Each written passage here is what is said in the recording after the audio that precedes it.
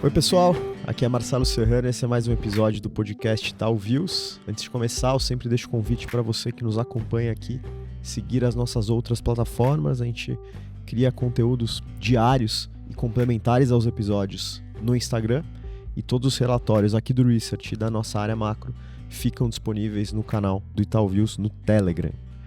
Bom, o tema de hoje é fundos imobiliários. A gente vai seguir a mesma lógica dos últimos episódios, fazendo aquele balanço do primeiro semestre e falando um pouco as perspectivas para a segunda metade do ano para essa classe de ativos. Então a ideia é entender como a indústria se comportou na primeira metade do ano, quais os impactos do cenário macro para os fundos imobiliários, e a ideia é tentar entrar um pouquinho em estratégias para o investidor se posicionar com fundos imobiliários, olhando aí os diferentes segmentos, entre outros temas.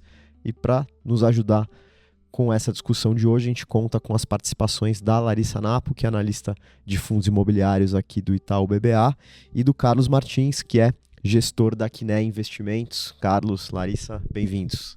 Obrigado aqui pelo convite. Obrigada pelo espaço novamente. Boa, vamos lá.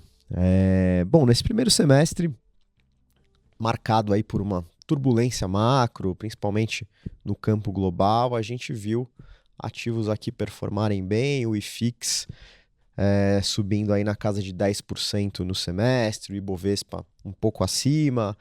E eu queria entender, antes da gente olhar para as perspectivas, por que vocês justificam esse bom momento dos fundos imobiliários, esse balanço positivo aí no semestre?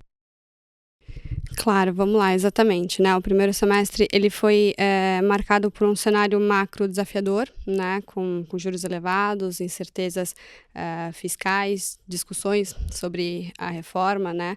A Selic, que já tinha, né, surpreendido ao longo de 2024, continuou, né, um movimento de trajetória de alta, né?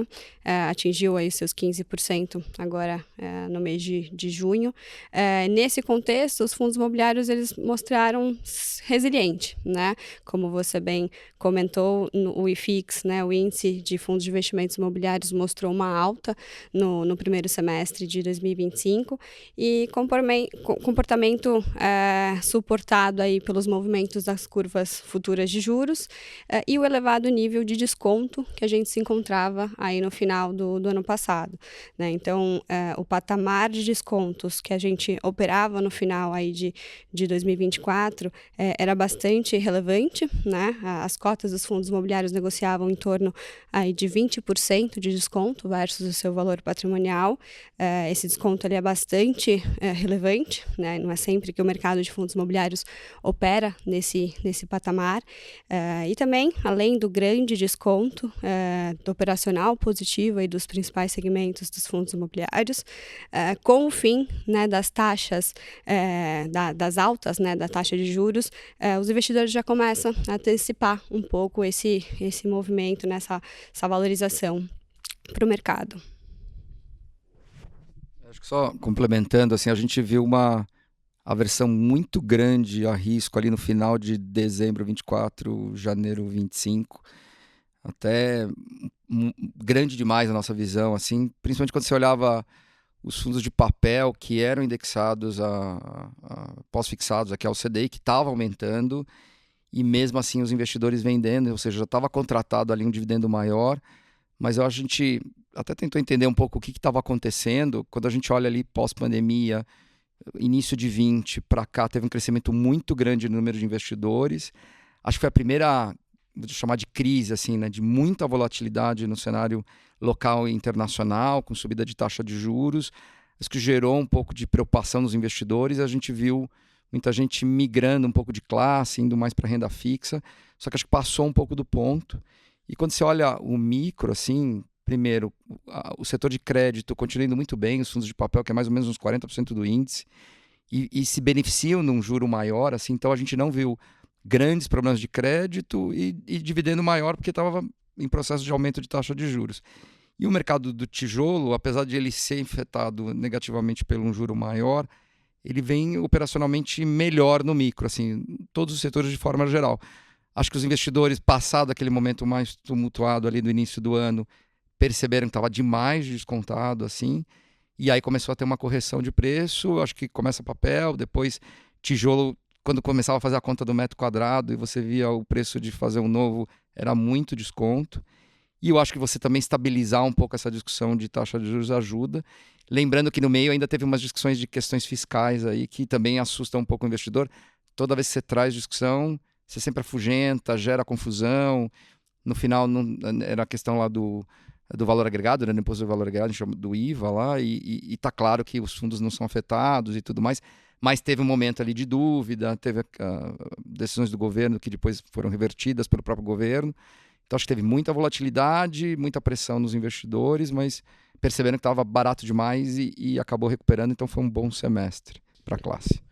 Legal. E tentando aprofundar um pouco nesse resultado do semestre, Larissa, o que a gente consegue extrair em termos de segmentos, quais que colaboraram mais para esse desempenho do IFIX e quais que de repente puxaram para baixo aí? Bom, em relação a segmentos, né, o que se destacou em relação à performance no primeiro semestre foram os fundos imobiliários de multiestratégia, né? Então, que é um segmento relativamente novo aí no mundo de fundos imobiliários. Os fundos multiestratégia têm se destacado, né, em 2025, pela sua flexibilidade, né, da alocação, que permite os gestores aproveitarem oportunidades em diferentes classes de ativos, com um cenário macro mais volátil, né, esses fundos eles acabam se beneficiando da gestão ativa, do portfólio diversificado, de descontos atrativos, né, no mercado secundário também, que tem impulsionado, né, boa parte dos fundos multiestratégia tem uma parte da carteira focada em cotas de outros fundos imobiliários, que acabam se beneficiando, né, no momento de mercado em alta. Outros dois segmentos que foram destaque aí no primeiro semestre foram os fundos de shoppings e o de lajes corporativas, né? Então, esses segmentos eles estavam com descontos elevados no final do ano, por todo o estresse que a gente comentou, e esses fundos são mais sensíveis, né, a alterações da taxa de juros, e mostraram aí uma recuperação nesse primeiro semestre de 2025. Na ponta oposta, né, nenhum segmento que ficou com uma performance negativa, né, então todos mostraram valorização, mas fazendo a comparação com o índice IFIX, né, o segmento varejo, né, os fundos que investem em imóveis de rua, focado em varejo alimentício, varejo vestuário, instituições de ensino, etc. Esse foi um segmento que ficou aí para trás, né, com uma performance abaixo do índice, mas é o segmento dentre os fundos de tijolo que tem um menor desconto atualmente versus o seu valor patrimonial. Bacana. E pegando um desses segmentos para a gente comentar com mais detalhe, Carlos, lajes corporativas, recentemente o KNRI anunciou pré-alocação de um ativo de desenvolvimento. Queria pedir para você trazer aí principais atualizações dos fundos de vocês e a visão para esse segmento aí de lajes corporativas. A gente sempre acreditou assim que essa dinâmica do trabalho, a forma híbrida, assim, ela é boa, mas ela não ia acabar com os escritórios como se anunciou lá atrás na pandemia, assim.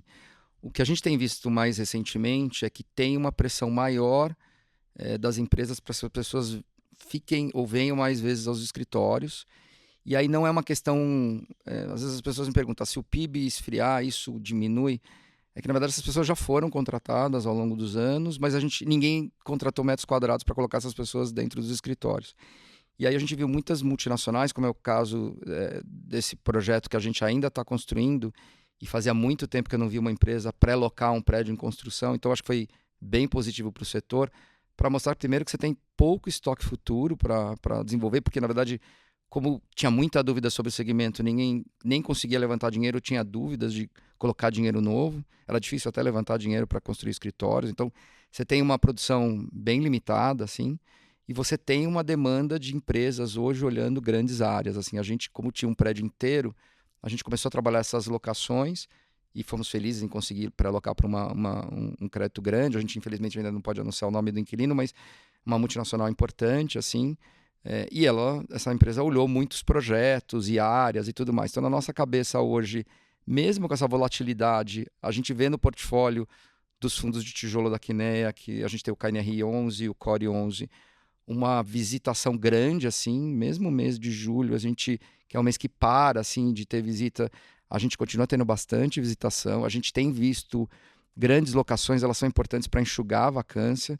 A gente tem ativos ali na região da Chucri-Zaidan, que é aqui em São Paulo, é uma área que tem uma vacância maior, mas ela vem gradativamente reduzindo, e a gente tem visto empresas importantes tomando grandes áreas, assim. Então, a gente mesmo hoje no portfólio, se chegar alguém com um volume grande de demanda de área, a gente não tem como atender, hoje as áreas são pequenas. Eu acho que no caso dos nossos fundos, a gente vai continuar dando notícias positivas de redução, e a gente está vendo isso não só em São Paulo, mas mesmo no Rio de Janeiro, a gente viu algumas coisas acontecendo, numa intensidade menor. A gente está em Belo Horizonte, a gente hoje tem lá meio andar disponível, assim, e a gente tem hoje conversas para tomar essa área. Então, assim, de forma geral, tem uma procura grande.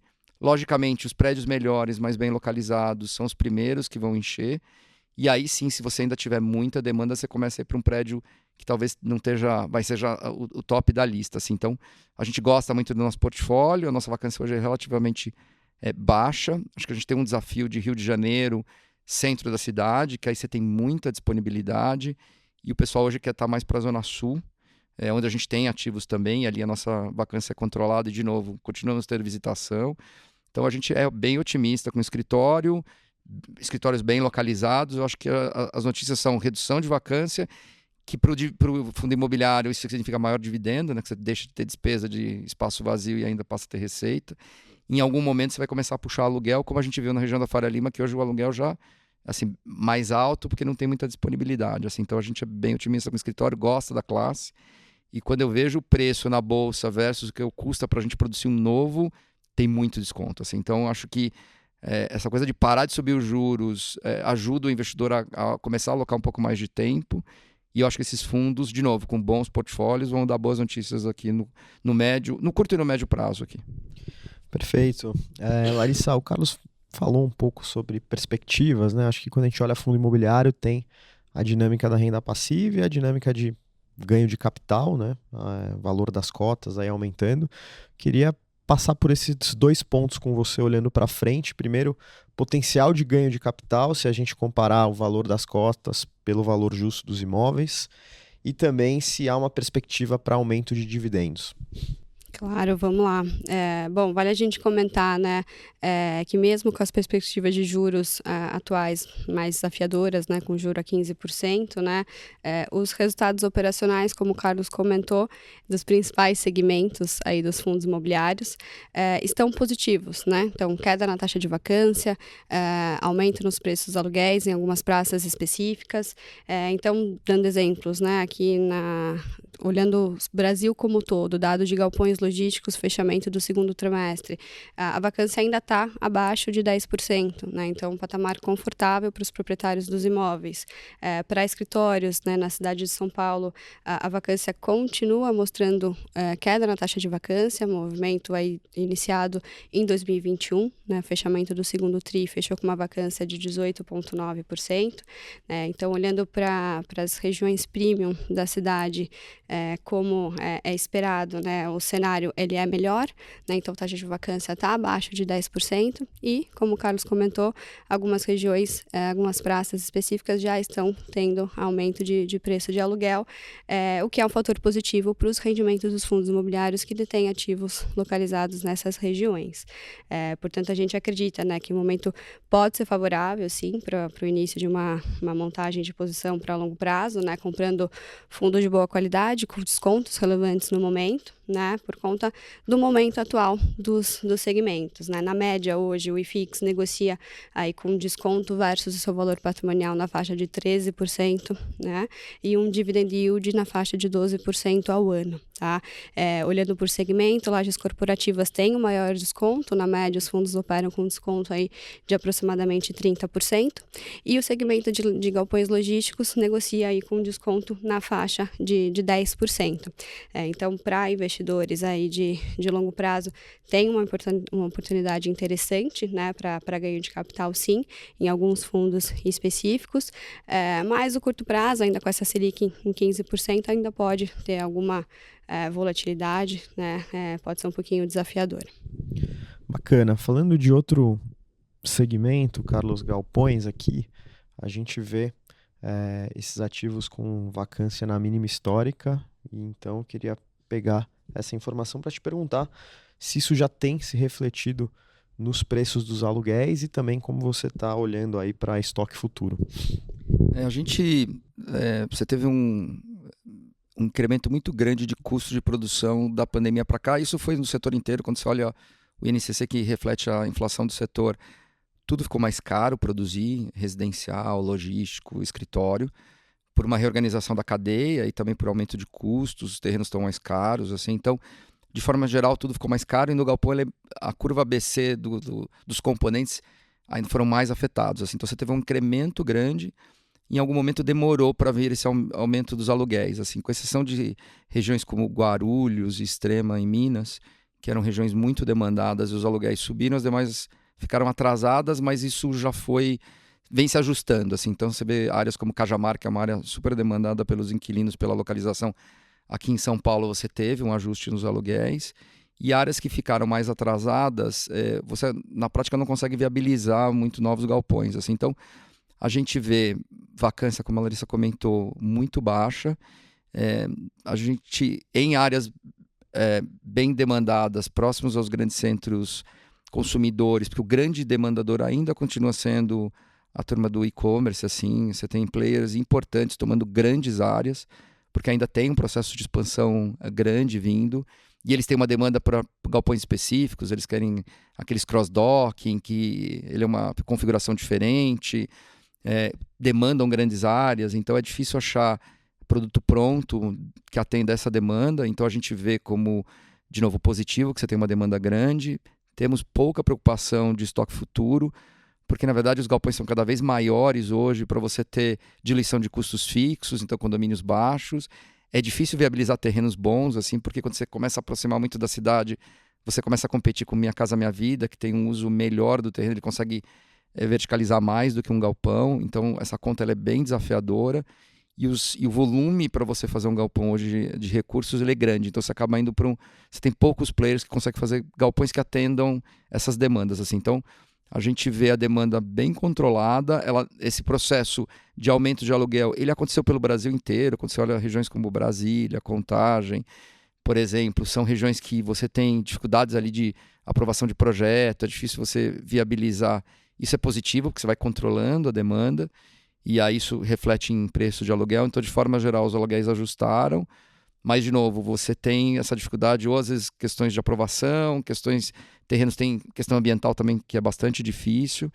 Então, a gente é animado com galpões, a gente está olhando projetos para desenvolver novas áreas, assim, mais focado no entorno das grandes cidades, porque, de novo, o e-commerce continua sendo um tomador importante, sempre preocupando com muita qualidade e eficiência de galpão, porque diferentemente de escritório, que tem uma questão de imagem corporativa, galpão é uma questão muito mais de custo, assim. Então, antes ou depois do pedágio, se o acesso é mais fácil à rodovia ou não, tamanho do galpão é importante para você ter um custo unitário de custo de condomínio baixo, assim. Então, se você olhar para essas premissas, eu acho que a demanda ainda ela é sólida, independente do PIB, e a gente também não acredita que vai ter um PIB muito ruim para o Brasil, assim. Então, esse PIB mais de lado, ele vai absorvendo. Ainda tem empresas de boa qualidade em galpões antigos, menos eficientes, que acho que em algum momento vão fazer a troca para aquele flight to quality que o mercado fala.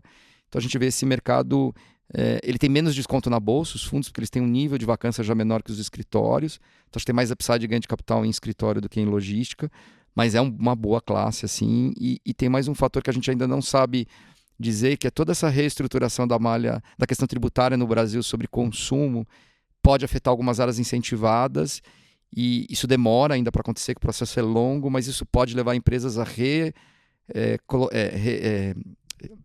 acharem outras regiões para colocar suas operações de logística. E se isso tudo vier para as demandas para mais perto da cidade, porque dado que você não tem mais um incentivo fiscal, elas vão olhar, querem estar mais perto dos centros consumidores. Isso pode gerar uma demanda adicional que a gente ainda não sabe exatamente como ela vai acontecer. Pode ser muito positivo para o setor aí, ruim talvez para quem está nessas áreas incentivadas, mas com certeza bom para quem está mais perto dos centros consumidores. Bacana. Larissa, a gente falou várias vezes ao longo da conversa sobre juros, né? A gente teve na última reunião do Copom a manutenção da Selic em 15%, e os economistas projetam aí o início de um ciclo de cortes a partir do primeiro trimestre do ano que vem, com um pace de como vai ser esse corte ainda bem incerto. Como esse cenário macro, principalmente política monetária, pode impactar o IFIX e como você vê o cruzamento aí desses indicadores? Bom, a correlação com o nosso mercado aqui com a taxa de juros ela é bastante grande, né? A gente espera agora que novos movimentos relevantes para a nossa indústria fiquem à mercê, né, dos ajustes nas precificações das curvas futuras de juros, que estão principalmente de olho no início dos cortes, né? Nesse cenário ainda de juros altos, né, a gente acredita que os fundos de ativos financeiros devem continuar resilientes esse ano. A gente tem visto produtos com carteiras sólidas, principalmente os fundos high grades, com uma relação, né, risco-retorno, uma atrativa relação risco-retorno, e com rendimentos acima de 14%, né, portfólio sem registro de inadimplência.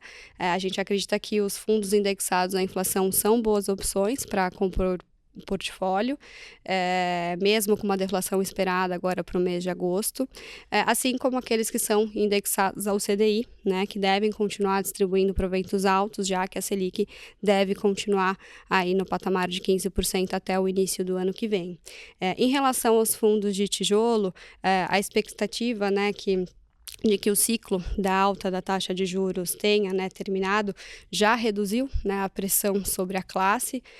Vale destacar, né, que a alta observada nos últimos meses acabou reduzindo o desconto dos fundos, fazendo com que o IFIX já voltasse a negociar-se um pouquinho mais próximo do seu valor patrimonial, mas a gente ainda entende, né, que o desconto atual não reflete a qualidade do portfólio de alguns fundos específicos, o que gera oportunidades, né, para um posicionamento.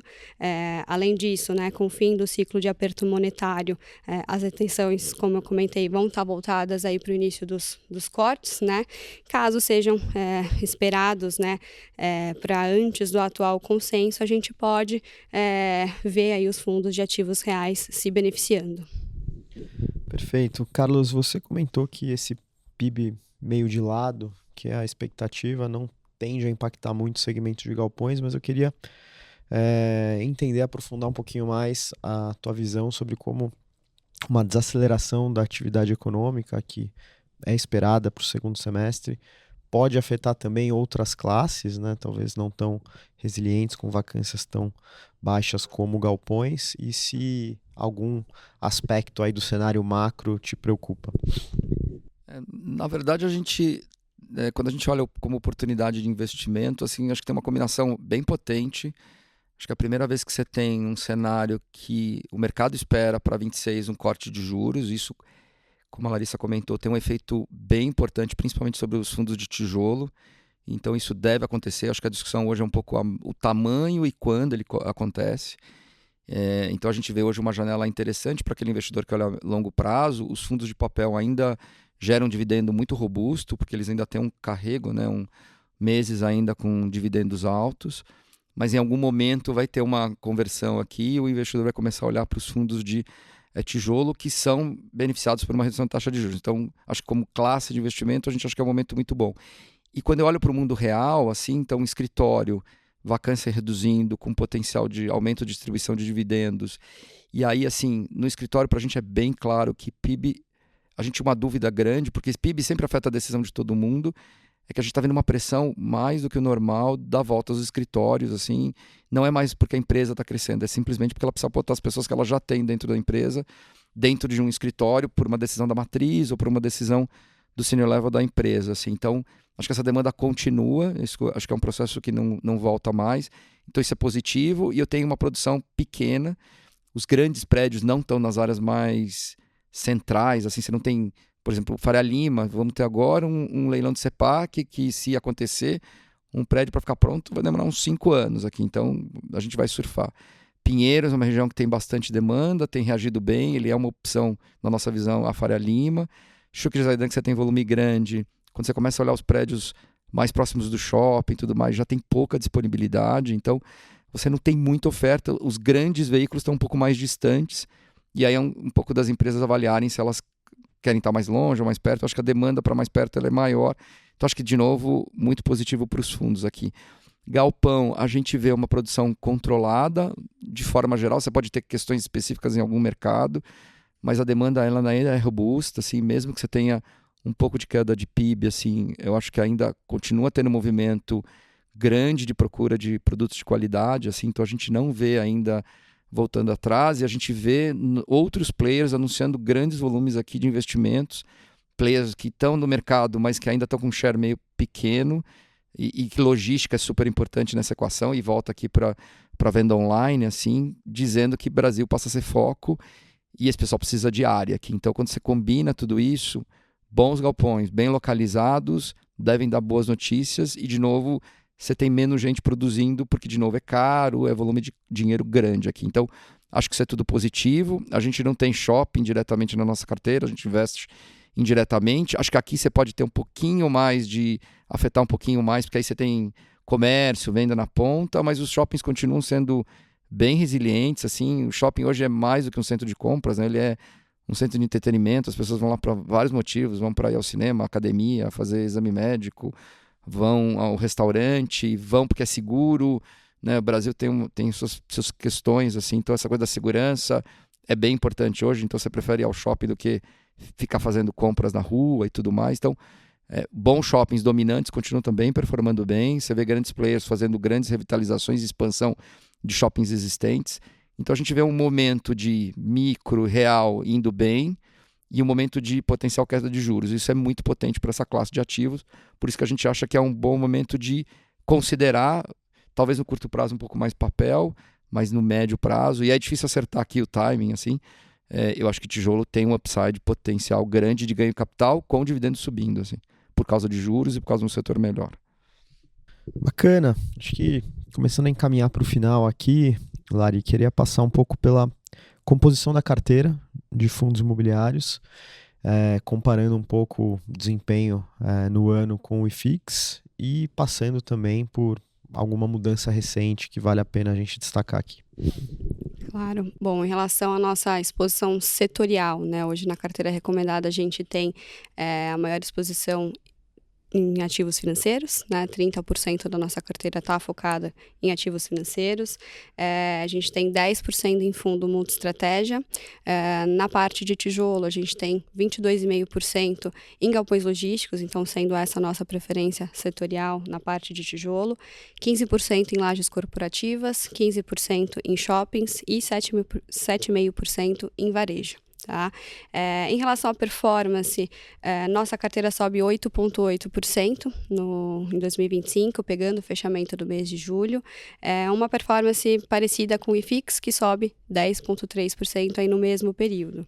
Em relação às últimas movimentações, a nossa última alteração foi feita aí na virada do semestre, então nós retiramos um fundo exclusivamente de ativos financeiros, incluímos um fundo multi-estratégia, né, o KNHF da Quineia. A gente incluiu, né, o KNHF, né, já que o fundo tem aí um mandato flexível, né, tem aí alocação em diferentes veículos, né, uma equipe multidisciplinar, um portfólio diversificado, além de uma carteira saudável de CRIs, né, o KNHF também possui no portfólio investimento em ativos reais, uma carteira de cotas de fundos imobiliários e ações também. Então, assim, com o portfólio atual, né, com a inclusão da nossa carteira recomendada, o fundo trouxe um pouquinho mais de beta para o nosso portfólio. Bacana, e agora sim, fazendo a última aqui, Carlos, sei que você ao longo das respostas já foi dando um pouco tua visão, mas queria consolidar a tua visão para a indústria no segundo semestre e também como vocês na Quineia estão olhando principalmente estratégias para gerar alfa nos fundos ali, para buscar algum view que o consenso talvez não esteja vendo tanto. Não, bacana. Acho que o KNR, que é o nosso flagship de tijolo, assim, que tem logística, tem escritório, é um fundo híbrido. Acho que o trabalho lá primordial é continuar reduzindo vacância, assim, é a maneira da gente extrair mais valor, é reduzir o máximo a área disponível, porque isso acaba se transformando em dividendo para os investidores. Então, a gente tem uma equipe robusta, a gente tem tentado pensar fora da caixa mesmo nas regiões mais difíceis. o mercado tem respondido, assim, então a gente tem hoje relativamente uma vacância já pequena, nossa vacância é por volta de uns 4% vacância física, mas ainda dá para extrair bastante valor, então essa é a estratégia número 1. Acho que a estratégia número 2, o fundo é um fundo já bastante antigo, ali de 2010, então ele tem muitos ativos que foram comprados a preços relativamente baixos em relação aos laudos de avaliação, então a gente, hoje o mercado é mais desafiador, mas a gente quer implementar mais a reciclagem do portfólio, assim, então vender e gerando ganho de capital e devolvendo parte desse ganho para os investidores, então o volume é grande, a última vez que a gente fez a conta era mais de 600 milhões se eu pegasse ativos e do que o preço que eu comprei ao preço que valem hoje pelo laudo, eu destravaria isso de valor para os investidores, então a gente quer fazer mais, a gente é bem apegado aos nossos ativos, mas acho que tem muito valor e a gente recicla, vende, compra outras coisas, então a gente tem olhado bastante para essas possibilidades, principalmente para ativos que estejam há mais tempo, às vezes são ativos menores, o fundo hoje é um fundo patrimonial de quase 5 bi, então acho que tem coisas que talvez faria sentido. Logicamente o momento é mais difícil hoje, então a gente só vai vender coisas que realmente façam sentido, mas estamos sempre conversando com possibilidades aqui. Então, na frente do fundo específico é isso.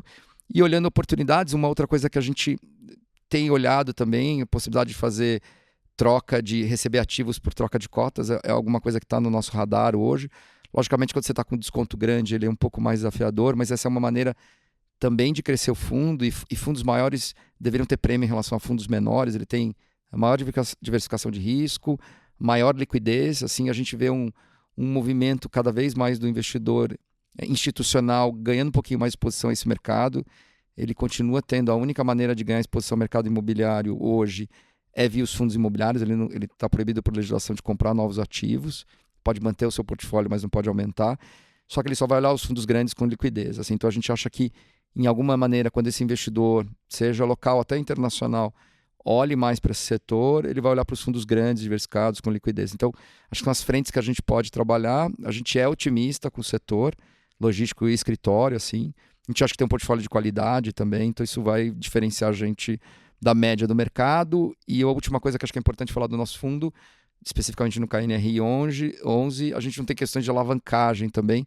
Acho que tem fundos que têm bons portfólios, mas estão sofrendo um pouquinho porque alavancaram no momento que não tinha dinheiro e era um bom momento para fazer compra, só que o mercado está demorando para voltar e aí a alavancagem acaba comendo um pouco o dividendo e é uma indústria que olha muito para o dividendo. Assim, a gente tem menos desse problema no KNRI, a nossa alavancagem é super pequena, a gente tomou uma linha lá, financiamento de TR, que nem existe mais, bem barato, assim, super longo, que eu acho que é positivo para o nosso investidor. Então, acho que o fundo está bem posicionado para a hora que você começar a ter um horizonte claro de redução de taxa de juros, ele vai performar bem, acho que tem um ganho de capital interessante aqui. Bacana, acho que a gente conseguiu cumprir bem a pauta desse episódio. Queria, antes de encerrar, agradecer novamente as participações da Larissa e do Carlos aqui com a gente. Valeu. Obrigado. Obrigada pelo espaço.